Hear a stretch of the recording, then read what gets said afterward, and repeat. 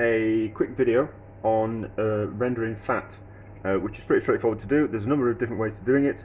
This is one of the ways.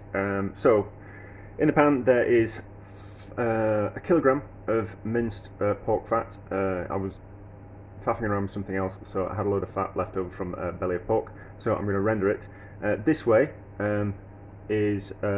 So it's minced, so it'll render down a lot easier. So it's in a pan, and then we're just going to add a litre of water, and I'm going to bring it up to the boil.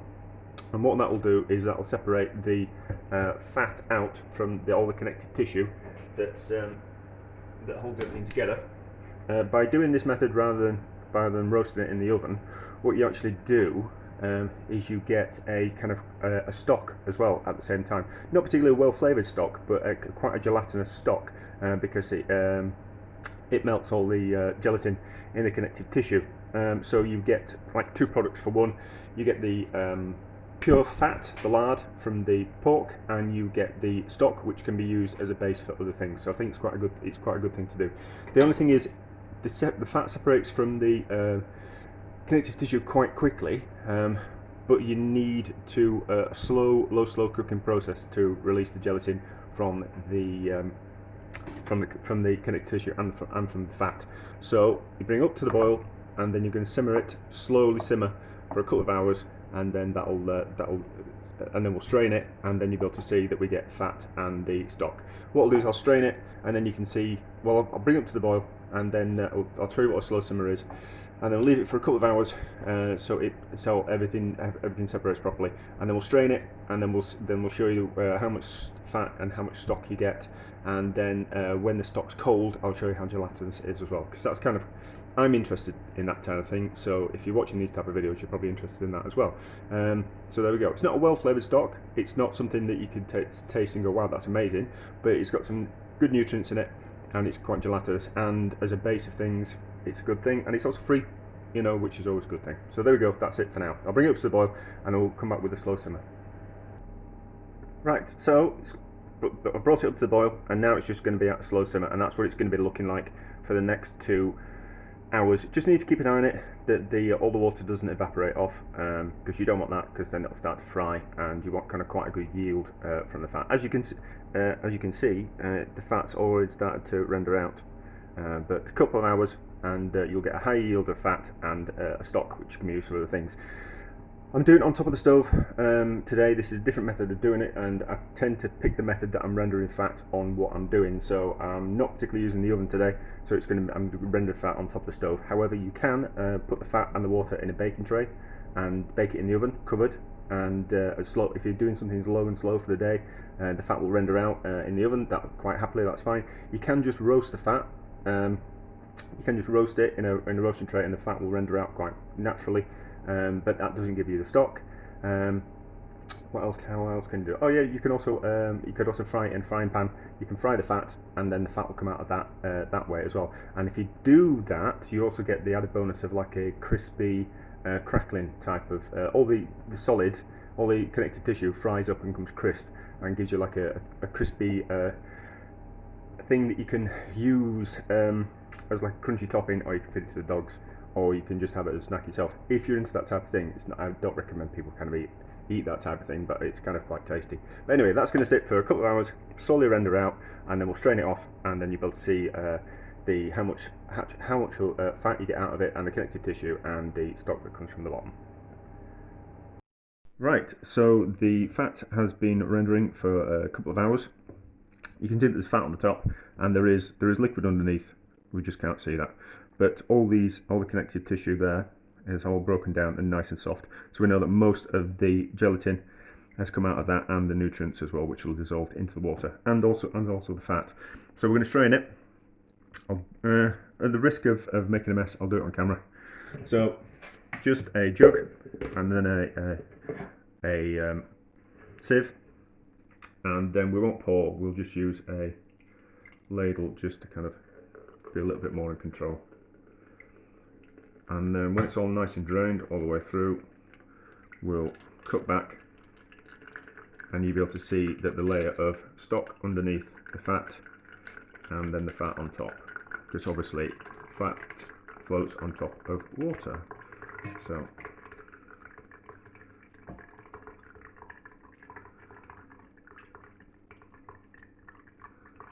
just have to be a little bit careful. Okay, do you want to see me doing the rest of this? Might make a mess of it.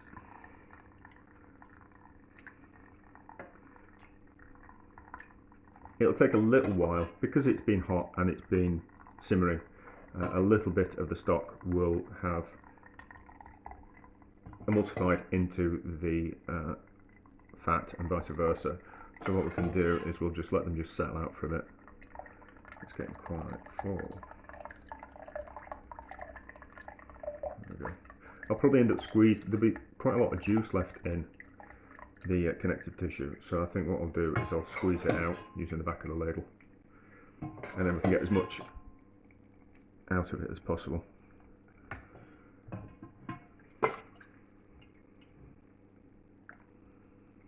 Now, if you have got pets, feeding them the connective tissue, they will absolutely love you forever.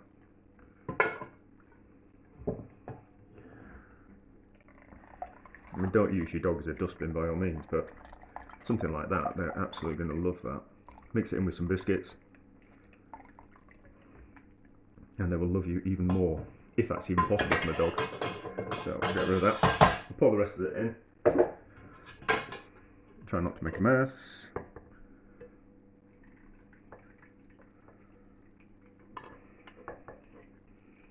And just lift this up slightly.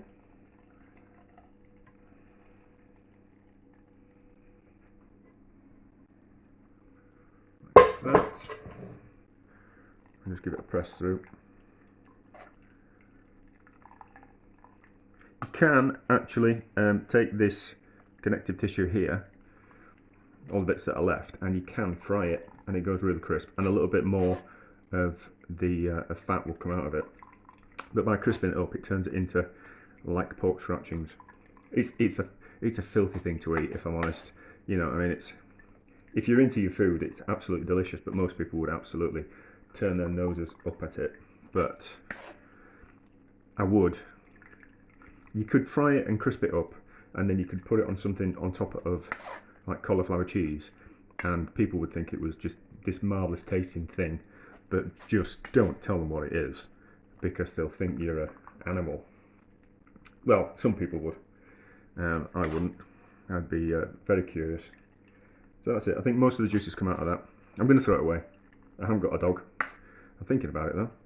And just be, it's cooked. Just be careful when you put it in the bin, because if it's going to be in the bin for a while, it's going to start to smell.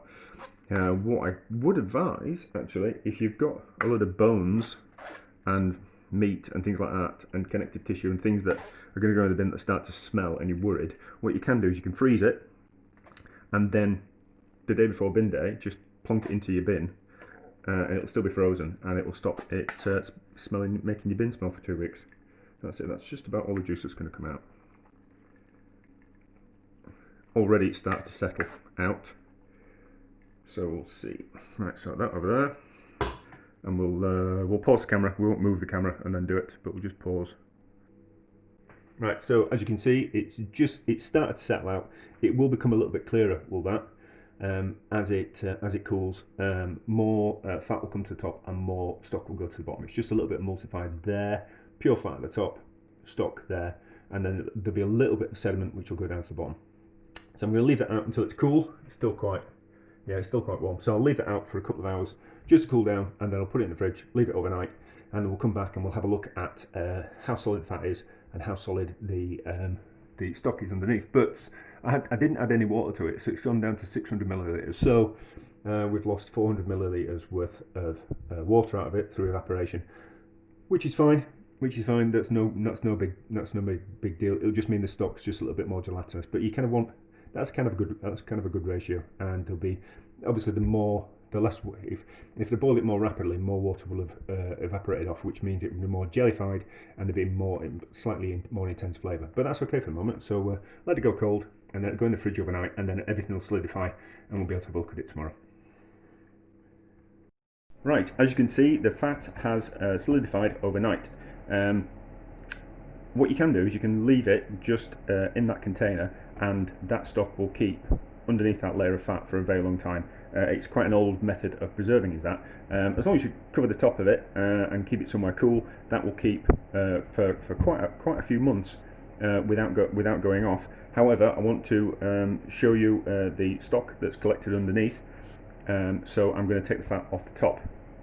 So, and to make sure that the fat is then, I can then keep the fat for a long time, I need to reheat the fat, melt it, get it over 100 degrees in a pan, and then pour it into a heat-proof container, and then that will and cool it down to solidify, and then that will keep in the fridge for extremely long time. It's just that if there's any moisture, if you take that fat off and you don't use it immediately, if there's any moisture, any stock left on it, the stock will go off, and then that will turn the fat rancid. So you don't want to do that. So I'm going to whip that off first, and then we'll also be able to see how much fat, approximately 1 kilo of minced fat turned into pure fat, which is kind of quite interesting. And then we get to look at the stock as well. So because it's lard, it's not that solid, so it should just scrape off with a spoon. This method works for any animal fat that you want to render. So if that be lamb or pork or beef or chicken or duck, anything like that, it's the same process going to work. So as you can see there, I've missed a bit of stock off the bottom. So, but we're going to heat it up, so that'll it'll preserve it. That's that.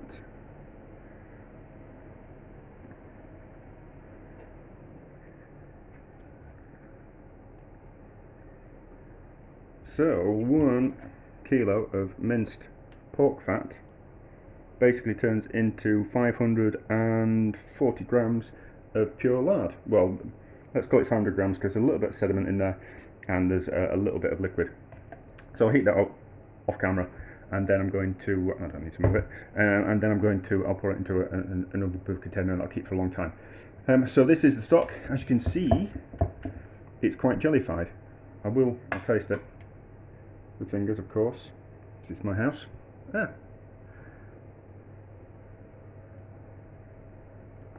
Yeah, there's not a tremendous amount of flavour in there. However, there's lots of nutrients and there's lots of gelatin in there. So that's going to be, use that in the base of something, will just lift that little bit of flavour, and it's not, you're not kind of wasting anything by using that. But I'm going to make some chicken stock this week, so what I'm going to do is I'm going to make the chicken stock, and then going to add that stock to it afterwards, and then it will bulk out the chicken stock further. But anyway, so that is a that is a method of how to render fat, and whichever fat that you want. You've just got to mince it, boil it up with water, slowly simmer it, and then everything separates out. Strain it, let it go cold, and then you have your solid fat, and you'll have a little bit of added bonus, which is a stock, which is okay. It's not brilliant, but it's what we call it. But it's just a useful thing to have, and I certainly think I certainly like the idea of zero waste, certainly in these times. So just to finish off, these are the 2 containers that I've put the lard that I made into, the rendered down lard into. As you can see, it's made that much lard. I don't think you can really judge on the size of my hands and the size of the jars, but it made 500 grams, and I put it in jars. The jars were clean, and obviously the hot fat that I poured into them will have sterilised them as well. So with the lid on, they're going to keep in the fridge for a very long time. Obviously, I'm going to use it for lots of different things. However, the uses that I recommend it to use it for, it makes the best pastry you've ever had, because there's so much more flavour in that lard than any kind of lard that you're going to buy from the supermarkets. So it makes brilliant pastry. If you want to use it for frying, it's really good. Baking, everything. It's a really, it's like a world apart from anything that you can buy if you make it yourself. And it's one of those things where I got it for free, and I turned it into something extremely useful, and I put less, and I've got something for nothing, and I put less waste in my bin, which is all very important. So that's it. So in the jar, in the fridge, delicious. It's even that good. There's a thing from where I'm from, and it's called mucky fat. And mucky fat is when you've had a roast joint and all the fat and the congealed meat juices at the bottom of the roasting tray People put it in pots and then they spread it on toast. It's an absolutely filthy thing that the rest of the world, the rest of the country thinks we are animals for eating it. However, it is the most delicious thing ever if that's your type of thing. If you're a vegan, obviously not, or vegetarian, it's not, but it is a delicious thing. So that's even nice if you like a thin little bit on toast, which is in defence of from where I'm from, like all the way through Europe, they cure pig fat and they thinly slice it and they have that on toast as well. So we're not that much of an animal and they're not that much different from the rest of Europe. So there we go. Interesting, a different way of rendering fat and something that I do all the time. But there we go, that's it for now.